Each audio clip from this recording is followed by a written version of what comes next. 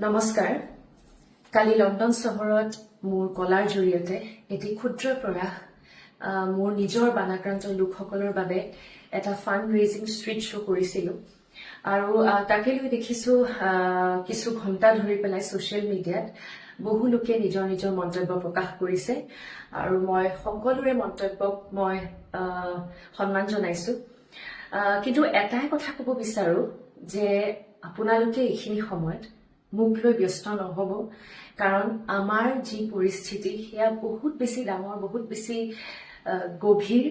আমি সকলোৱে যদি এইখিনি সময় এনেই সময় নষ্ট কৰাতকৈ আমি আমাৰ ক্ষতিগ্ৰস্ত লোকসকলৰ বাবে সহায়ৰ হাত আগবঢ়াওঁ, হয়তো তেওঁলোকক ফিজিকেলি মেণ্টেলি আমি ছাপোৰ্ট কৰোঁ, তেওঁলোকৰ বাবে অকণমান হ'লেও তেওঁলোকৰ সকাহ হ'ব। আৰু মোৰ এই কলা, যি কলা মই 3 বছৰ বয়সৰ পৰা কৰি আহিছোঁ, এই সাধনা ৰাস্তাত যেতিয়া মই নৃত্য প্ৰদৰ্শন কৰি আছোঁ, বহুসকল লোকে আমাৰ অসমৰ মানৰ বাবে সহায় আগবঢ়াইছে। কিন্তু আপোনালোকে ইয়াক ব্যাখ্যা কৰিলে বা তুলনা কৰিলে ভিক্ষাৰ লগত, ঠিক আছে, একো নাই।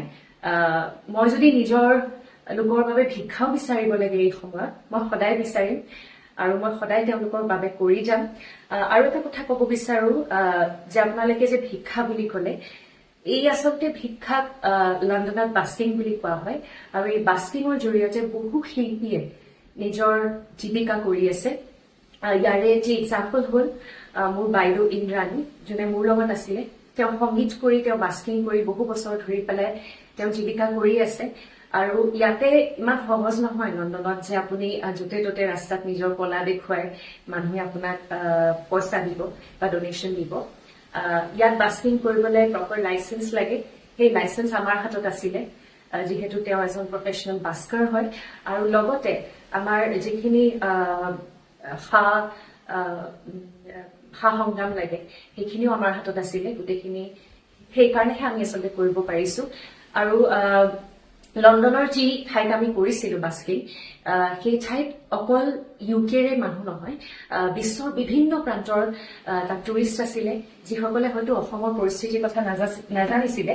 সেইকাৰণে আমি এটা স্কেনাৰ লৈ গৈছিলোঁ। এই স্কেনাৰত তেওঁলোকে স্কেন কৰি পেলাই আমাৰ অসমৰ বানৰ কথা তেওঁলোকে গম পাইছিলে আৰু লগতে আমাৰ অনুষ্ঠান চাইহে তেওঁলোকে আমাক সহায় কৰিছিলে।